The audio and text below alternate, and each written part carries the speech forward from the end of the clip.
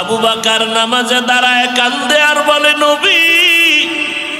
হাসরের ময়দানে যেদিন উলঙ্গ দাঁড়ায় যাব, আল্লাহ যদি ডেকে বলে, রে আবু বকর, আমি আল্লাহ কত নেয়ামত তোমাকে দান করেছিলাম, জান্নাতের টিকিট দিলাম 10 জনার সিরিয়াল 1-এ তোমার নাম রাখলাম। ও আবু বকর, নবীজির তোমার নবীর বিপদকালে তোমারে বন্ধু বানায় দিলাম, হিজরতের সাথী বানাইয়া এত নেয়ামত তোমারে দিলাম, আমার দরবারে সেই বিনিময় কি নিয়ে আসছো? আমি যদি আমল নামা পেশ করি, ও আল্লাহ, নামাজ পড়লাম, রোজা রাখলাম, কোরআন তেলাওয়াত করেছি,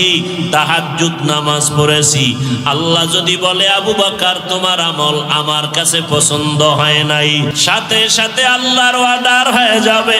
এর জাহান্নামের ফেরেশতারা আবু বকরের হাতে হ্যান্ডকাপ লাগায়